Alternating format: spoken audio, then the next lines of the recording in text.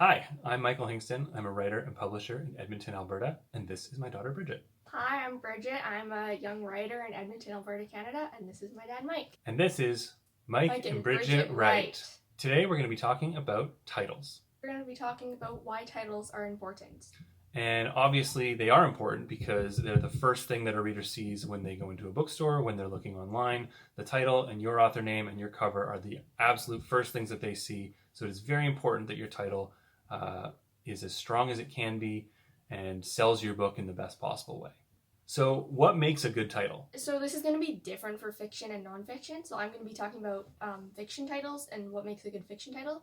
And then my dad is more the nonfiction expert, so he's going to talk about what makes a good title for a nonfiction book. So what's important about a title, and any title, is that it's intriguing. I would say is the number one word for that, because the point of the title and the whole cover and whatever is to get people to read your book, or at least just to pick it up and read the bit on the back, because the title is what they can see. It might just be like the little spine on the shelf in the library or whatever, and they'll see that title and they'll go, oh, that sounds cool, I should read that. So intriguing, that's a big word. Make sure that it's intriguing and that it also kind of talks about a little bit about what your book is about. So your title should be at least somewhat related to what the book is about, with a few exceptions. Like I'm pretty sure the book To Kill a Mockingbird isn't actually about that at all. I haven't even read that book, so I just that's what I've heard. I won't ruin it for you. It should intrigue the reader and tell them something about your book or what sort of book it is. Like if you have a funny title, then they're going to assume that your book is a comedy. If the title's kind of ominous, then they're going to assume that there's something ominous in your book.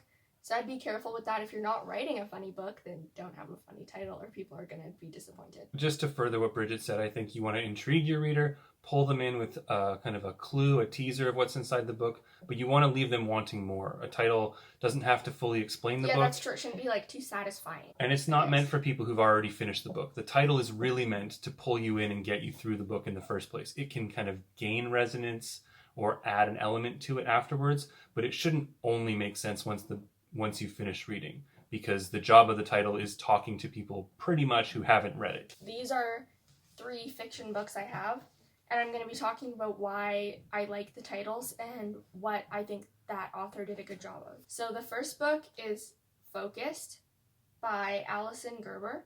I think this is a really cool book, and the word focused means, well, we all know what focus means, but I think what's really neat about this title is that it implies that there is a lack of focusing. Not that, like, you're not going to look at this and go, oh, focused, I guess someone's really focused in this book. Like, that doesn't make any sense. That's not what you're going to think. You're going to think someone isn't focused and needs to be focused. So I would recommend this book. I think it's really cool. The next book is The Curious Incident of the Dog in the Nighttime by Hanon. And this book is also really good. I would recommend it. And I like the title because just mostly because of the way that it says it, if that makes sense. Like, The Curious Incident of the Dog in the Nighttime is a very unusual way of saying that, which clues into the main character of this book has Asperger's, and he kind of talks like that, and that's also how he thinks. So that's a really good gateway into that world of his head, which is what you see a lot of in this book. And it also obviously says, even without the cover of the dead dog, you can tell it's a mystery because it's a curious incident. But what kind of curious incident? There is mystery, there is intrigue. Yeah, exactly. So I think this title does a really good job of that. And the last book is Haven by Christy Cook. I actually don't really like this book very much. It's one of those, like, what's that genre called? Like, that's so popular now in YA. It's like all the vampire romance stuff. And I don't know. I'm not really a fan of that genre, so if you like that kind of thing, you might like this book, but I personally don't like it. But I do like the title because it's just one word, like focused, which I think it can be a really cool title. So this book is called Haven, and a haven is like a safe space. Like, when I think haven, I think heaven. Like, it's a safe place, it's a refuge, it's a resort. And so what that makes me think is, who is this a haven for? And why do they need a haven? To me, it makes it seem like they need a haven from something, like they're hiding from something, and I think that's really intriguing.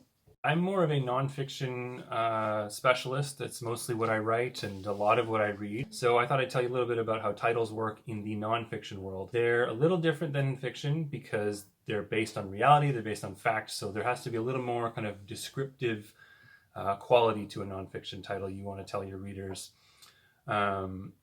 literally on some more explicit level what this book is actually about. And that's why most nonfiction books you see will actually have two parts. They will have kind of a snappy phrase, often a short phrase, to introduce the idea. That's the kind of intrigue part that you'd find in a novel. But then they'll also have a colon and then a second part of the title. Sometimes the colon, the part after the colon, is actually literally smaller on the title page. And that's where you kind of explain literally what you're going to find inside this book. Some examples. This is a book called Happy City by Charles Montgomery. And you can see here we have our pre-colon title and our post-colon title. The colon is kind of implied right here. We got Happy City, transforming our lives through urban design. Happy City to me is really important in this title because these are short, simple words that kind of create this interesting idea. You know, a city doesn't have emotions. What does a happy city even mean? And then after we... Personification, exactly. And then afterwards we learn it's a book about urban design. It's about planning cities and about how to do that in a way that maximizes people's happiness, makes people actually happy to live there. I think this book is called Happy City with those short, simple words at the beginning, totally on purpose. I don't think that's an accident. And I think it's because books about urban design are kind of notoriously boring. And so this title is positioned this way. The cover also helps with its bright colors to convince readers, don't worry, this one's not as boring as some of the other ones. It's accessible, it's for your average reader. Pick it up and give it to your dad at Christmas, that sort of an idea. So to me, this title is very intentional and actually tells you quite a lot about the book in relatively few words. Next, this is a book called Brolliology by Marion Rankine. And this is a title that I also think is very effective. The main title is Brolliology, as in umbrellas. The post-colon section says, A History of the Umbrella in Life and Literature. So again, we've got a kind of intriguing, maybe a little bit cryptic first part of the title, especially maybe to North American ears. A brolly isn't necessarily slang. Such a British thing to say. Quite a British title. And then the post-colon explains it, that we're talking about umbrellas. And more than that, we're talking about umbrellas in literature. It's kind of an overview of how this object has shown up. Again, I think this title is very intentional. We've got the very matter-of-fact post-colon section, so you understand what you're getting. But by calling it Brolliology, I think has an element of silliness to it. Bridget's laughing as I just say the word. It's fun to say out loud. I'm not sure I'd said it out loud before today. And I think that's on purpose. That's designed to make you realize, oh, this is going to be fun. So you're getting something about the kind of tone of the book just from one word. So if you glance at this book in a bookstore or you pick it up off the shelf and flip through it, right away you're getting an idea of what sort of book you're getting beyond the basic sort of subject matter. You're getting a sense of the author's stance towards their material, which is very important in a title. And finally, this is a book called Wild Ones, and I'm showing this one because it has a quite unusual post-colon title. Again, we've got Wild Ones, so 2 words, 4 letters each. We both know what both these words mean. That's not the problem. Then we get a sometimes dismaying, weirdly reassuring story about looking at people, looking at animals in America. This book's by John Mooallem. This is one of my favorite nonfiction books of the year. It came out, it's probably 5 years old now. And again, it's a book of natural history. It's a book about animals, but the subtitle is what's doing all the work here. This is something that's reminding you, again, it's not stuffy. It's actually kind of a literary, sort of a meta book about what it means for humans to study wildlife, what it means for humans to engage with wildlife. This is a book about kind of the diminishment of wild animals in North America over the last 100 years or so. And it's also about kind of a larger thinking piece about what does it mean when humans don't have exposure to wild animals? How does our conception of what nature change? How does our conception of what wild animals are? What is our conception of wild itself? And I think you get a bit of all that in this title. You might read this title and hate it, and I think that's actually kind of a good thing because you may not like the book itself. This is kind of advertising for the sort of book you're in for. So if you read this title and think it's great, you're probably going to like the book. If you read this title and go, oh, I just want a normal book about polar bears, this isn't the book for you. So again, the title is letting you know right up front what sort of book you're in for. And again, I think this is quite an effective title. And having read the book and adored it, I think this is a very accurate one as well.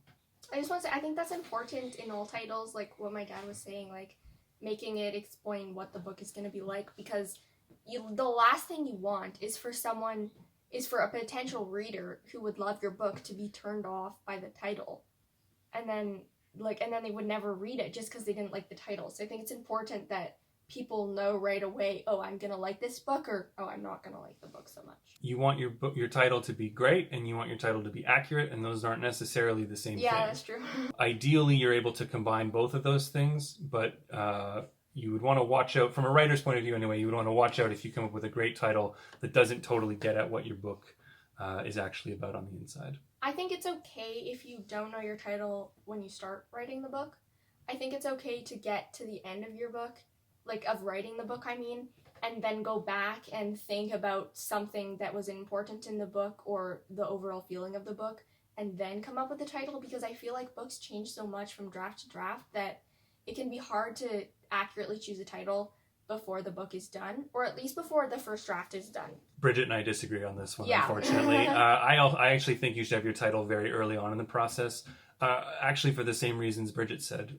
Without a title, I find that stuff I'm working on can slide around. The idea, the framework can sort of change. This is true of fiction and nonfiction. So for me, having a title in place early on, or at least a title that I really like, lets me kind of write knowing that I'm working under the right sort of umbrella. To go back to Brolliology for a second, it reminds me kind of what this book is supposed to be, whereas without a title it feels like, well, at any moment it could just totally change direction, and I don't want to have to keep rewriting the book from scratch each time. Okay, but in nonfiction it has to stay like, okay, this is a book about umbrellas. Your title has to be about umbrellas. It has to be about wild ones.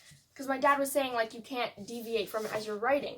But, like, when this person wrote their first draft, it probably changed so much, so it's okay if the title, if you don't know it right away. Like, this person set out to maybe write quite a different book, but this person was always going to write a book about umbrellas. You know what I mean? Like, it always has, like, they always knew that, whereas fiction can change so much as you're writing it. That's what I think. Agree to disagree, but that's okay. Fine. So, I think in conclusion, the point with all titles is to have fun with it as a writer. Try and have a good time. It's a great tool in your toolbox. Some writers are really scared of coming up with titles. If you can find a way to embrace that, try and brainstorm a bunch of ideas and see if you can come up with something. It might make your whole project click into place or give you some new ideas, some new focus. Thanks for watching. I hope you found this video helpful. Good luck picking a title for your book. Smash that like button. I don't know. Subscribe. I don't know.